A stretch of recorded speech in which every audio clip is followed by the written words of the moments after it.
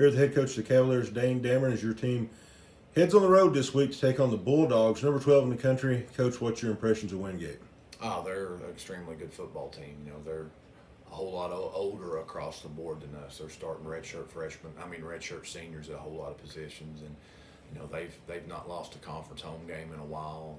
And they got a good football team. Coach Reich's built a great program down there. I think this is his 14th season as the head coach, if I'm not mistaken, maybe more than that. But he's built a great program, and they do a great job. They know who they are. They don't vary from who they are, and it's going to be a tall task. Coach, last week your defense forces 4 turnovers. You ultimately come up short in the game. But my favorite was on the goal line. Has there been any talk of moving Siobhan to running back this week after that big return?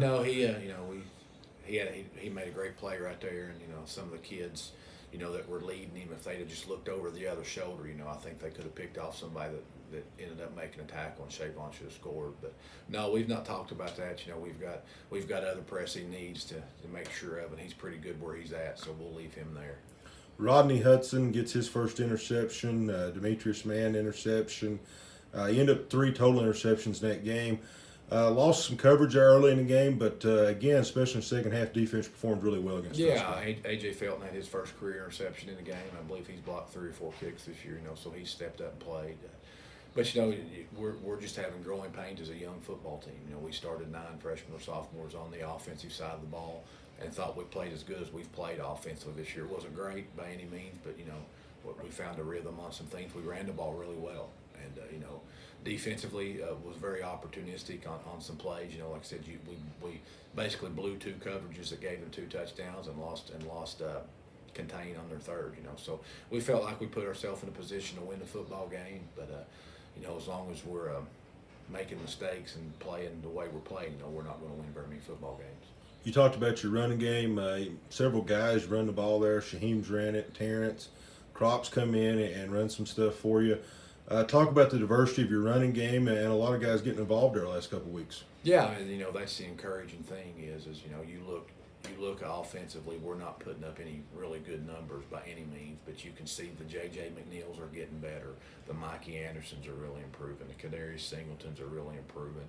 Shaheem Ravel is going to be a dynamic football player for us. So we've got a lot of freshmen that are stepping up and making big plays, and they're suffering growing pains, but they're making plays for us.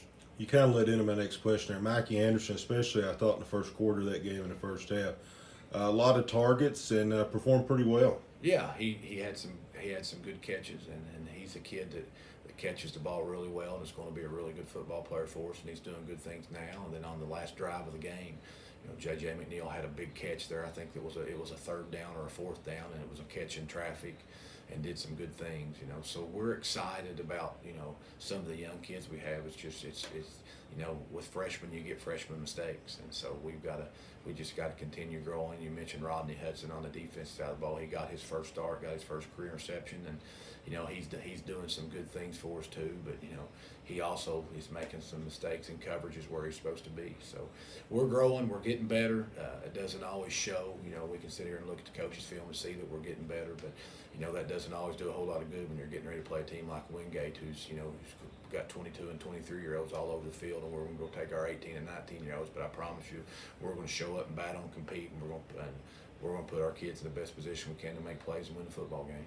Coach, last question, and we got to talk about it. Special teams, not just the kicking game, lost some coverages too. What have you guys done this week to try to shore that up going into this game Saturday? We just keep working at it. Our punt coverage has been good, for the most part all year long, and we missed a tackle on one of their kickoff returns and didn't get that done. So it's just we just got to make sure that we get the kick where it's supposed to be kicked. The kicking game is a lot about kick placement, because you design your coverage to where you think the kick is going to go, and if the kick doesn't go where you think it's going to go, it kind of messes things up. So it's been an ongoing struggle in that aspect, of our kicking game, but we're working on it and continue to hope to get better. Coach, thank you for your time and good luck. Thanks, Daryl.